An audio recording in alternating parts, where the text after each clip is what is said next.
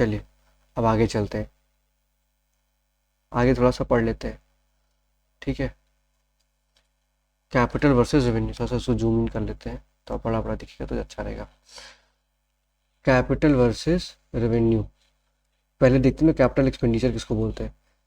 Benefit derived is for more than one accounting period. Accounting period हमारा कब से कब तक का होता है? जनरली 1 अप्रैल टू 31 मार्च। एक साल से ज़्यादा का बेनिफिट हमें मिल रहा है जिस एक्सपेंडिचर करने के बाद, तो वो हमारा कैपिटल एक्सपेंडिचर हुआ। इसको दिखाते कहाँ पे है? Asset side of balance sheet. हमने बैलेंस शीट बनाई, ओके, थोड़ा सा सही अच्छे से बना देते हैं। टफ है ये तो थोड़ा सा एडजस्ट कर लीजिए। लाइबिलिटीज, असेट,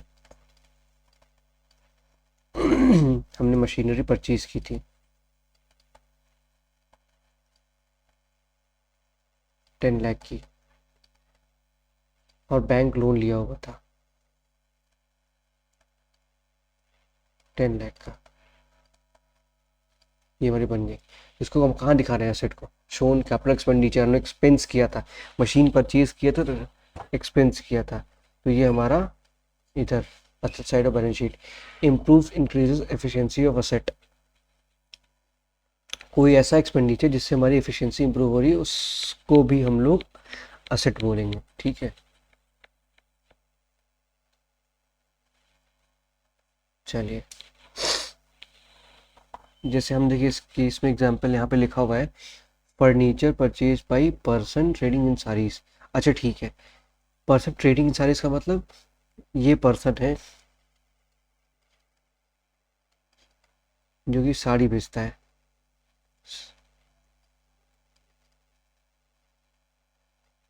डिज़ाइन बनी हुई है साड़ी, ये साड़ी बेचता है, ये है साड़ी, साड़ी बेचता है। तो फर्नीचर किस लिए परचेज करेगा? फर्नीचर परचेज करेगा अपने ऑफिस के लिए या फिर अपनी फैक्ट्री के लिए, ठीक है। रैक बनाएगा साड़ी रखने के लिए, या फिर और भी कुछ यूज़ होगा उसके लिए होगा। तो जो फर्नीचर ये लगाएगा वो क्या हर साल बदलेगा? ईच एंड एवरी ईयर वो चेंज करेगा या वो खराब हो जाएगा? नहीं, नहीं। तो और एक चीज़, एक पॉइंट और ध्यान देने वाली बात है, यहाँ जो ना फर्नीचर परचेज करेगा तो ये फर्नीचर को वो पर्पस क्या होगा? रीसेल करने के लिए खरीदेगा? नहीं, वो रीसेल करने के लिए नहीं खरीदेगा। वो किस लिए खरीदेगा? वो उसका मेन बिजनेस क्या है? वो उसका मेन बिजनेस है साड़ी को सेल करना। वो फर्नीचर किस लिए परचेज कर रहा है? ताकि रैक बना सके, उसमें साड़ियाँ रख सके। और अच्छे फर्नीचर होंगे तो थोड़ा सा अट्रैक्शन अच्छा होगा, कस्टमर को अच्छे से दिखेगा तो सेल हो। ठीक, ये पॉइंट हो गया। Amount spent on machinery to increase production capacity. अच्छा ठीक है, सपोज करिए हमने जो मशीन इंस्टॉल की थी वो एक दिन में ऊपर, ये वाली मशीन, ये मशीन इंस्टॉल की थी ना, ये एक दिन में 10 टेबल बनाती है, ठीक।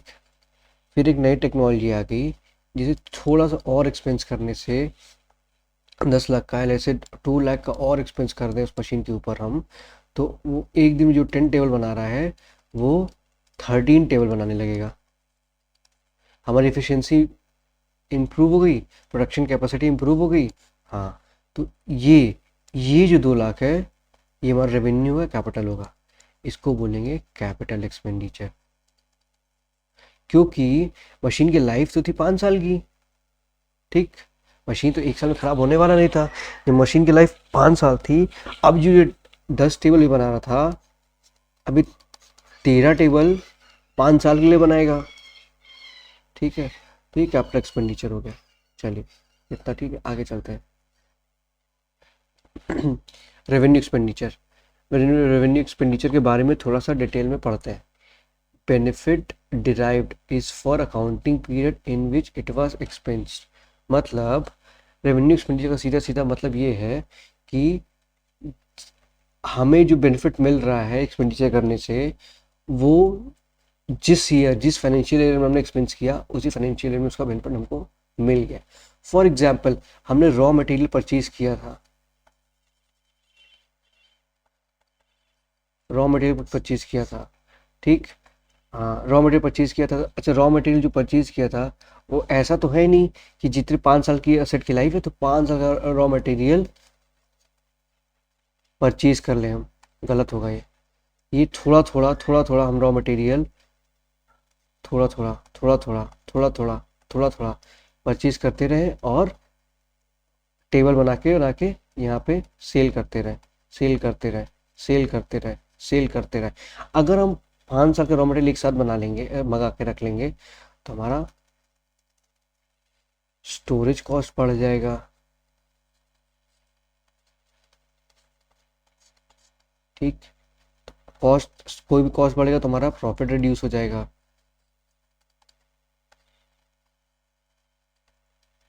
तो ये हम नहीं करने वाले। हम क्या करने वाले हैं, हम थोड़ा थोड़ा रॉ मटेरियल परचेज करते जाएंगे और थोड़ा थोड़ा सेल करते जाएंगे, थोड़ा थोड़ा रॉ मटेरियल परचेज करते जाएंगे, थोड़ा थोड़ा सेल करते जाएंगे, थोड़ा थोड़ा रॉ मटेरियल परचेज करते जाएंगे, थोड़ा थोड़ा सेल करते जाएंगे। हम विद इन 1 ईयर, 1 साल में ही हम मोर देन 1 टाइम्स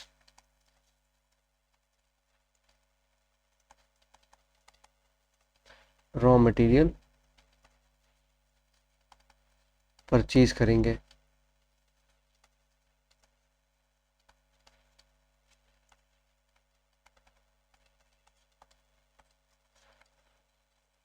ठीक,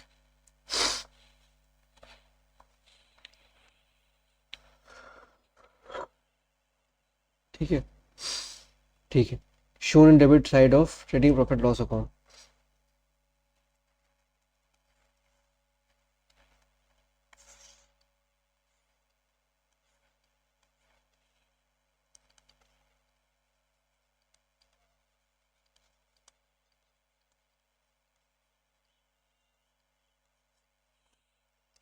टू परचेजेस,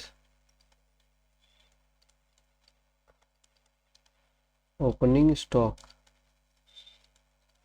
ऐसे ही दिखाते हैं। ये हो गया डेबिट साइड, ये हो गया क्रेडिट साइड। जो क्रेडिट साइड में तो दिखा रहे हैं टू परचेजेस, रॉ मटेरियल जो परचेज किए, ठीक है।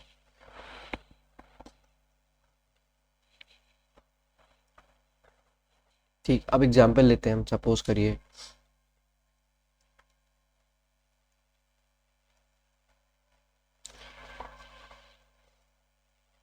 2 लोग हैं,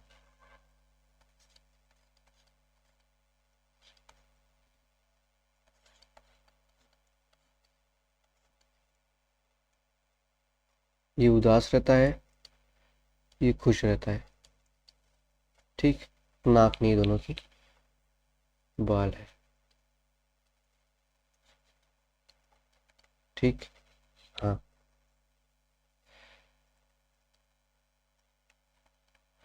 ठीक है। ये पर्सन सेल क्या करता है, सारी, ये पर्सन सेल सेल क्या करता है, टेबल, ठीक। अब देखते हैं, दोनों ने परचेज किया क्या, table, table, same table, same table. यहाँ पे कैपिटल एक्सपेंडिचर होगा,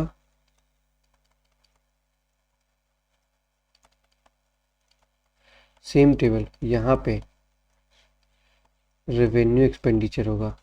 क्यों, समझते हैं, बहुत आराम से समझाएंगे हम, समझने की कोशिश करते हैं, ठीक। क्योंकि यहाँ पे जो टेबल हो रहा है इसका क्या पर्पस, हम उसको, ये पर्पस क्या होगा हम देखते हैं, पर्पस देखते हैं। इसको रीसेल करने वाले हैं, नहीं, रीसेल नहीं करने वाले। क्या ये टेबल से हम बेनिफिट जो लेने वाले हैं ये मोर देन 1 अकाउंटिंग पीरियड का है। हाँ, ये तो कैपिटल एक्सपेंडिचर हो गया। सेम टेबल, अगर मेरा बिजनेस किस चीज़ का है, टेबल का है, तो टेबल हम बेचते हैं और टेबल खरीद भी रहे हैं। टेबल जब खरीद के हम बेचेंगे, ठीक है, तो क्या क्या इस टेबल से हम for more than 1 accounting period benefit लेने वाले हैं? नहीं, नहीं। ठीक। क्या इसको हम रीसेल करने वाले हैं? हाँ। पर्पस क्या है? ठीक है, पर्पस क्या है? हम रीसेल करने के पर्पस से ही इसको खरीद रहे हैं। ठीक। ठीक। ये हमारा असेट नहीं होगा, ये कैपिटल एक्सपेंडिचर है, इसलिए ये हमारा असेट होगा। ये हमारा रेवेन्यू एक्सपेंडिचर, इसलिए एक्सपेंस होगा।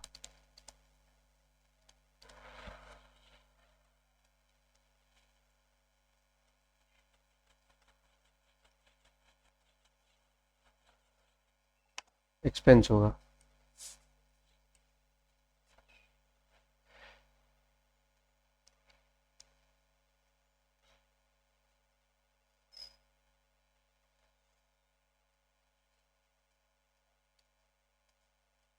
ठीक।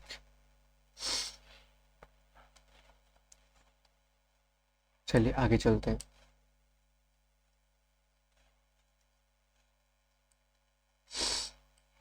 Factors to be consider while deciding revenue expenditure and capital expenditure. ठीक है। ठीक।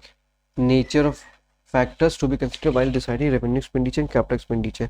हमें फैक्टर्स को, किन फैक्टर्स को ध्यान में रखना है जब हमें किसी एक्सपेंडिचर को रेवेन्यू या कैपिटल नेचर का है उसको डिसाइड करते हैं? नेचर ऑफ बिजनेस, हम इन्हीं का ये वाला एग्जांपल लेके चलते हैं। इसमें इस एग्जांपल हम क्या देखते हैं, टेबल सेम कमोडिटी है, यहाँ पे भी टेबल है, दोनों में सेम कमोडिटी है, लेकिन यहाँ पे एसेट है, यहाँ पे एक्सपेंस है, या इसको कह सकते हैं एक्सपेंस से ज़्यादा बेटर होगा गुड्स। ठीक है, राइटिंग थोड़ी सी गंदी, इसको फिर से लिख देते हैं।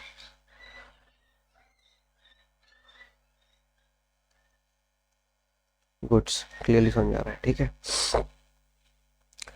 सेम आइटम सेम टेबल, एक जगह पे कैपिटल एक्सपेंडिचर, एक जगह पे एक्सपेंस है। डिफरेंस क्यों है? क्योंकि नेचर दोनों का, नेचर ऑफ बिजनेस दोनों का डिफरेंट है। ये इसका बिजनेस है ट्रेडिंग ऑफ टेबल, इसका बिजनेस है ट्रेडिंग ऑफ सारीज। ओके, इस वजह से डिफरेंस आ रहा है। ठीक है, रिकरिंग नेचर ऑफ एक्सपेंस। क्या हम टेबल बार बार बार बार खरीदेंगे? बताइए। साड़ी वाला बिजनेस, ये जो पर्सन है ये बिजनेस बार बार परचेज करेगा? नहीं। ये बिजनेस टेबल बार बार परचेज करेगा? हाँ। तो इसके लिए कैपिटल एक्सपेंडिचर, इसके लिए रेवेन्यू एक्सपेंडिचर।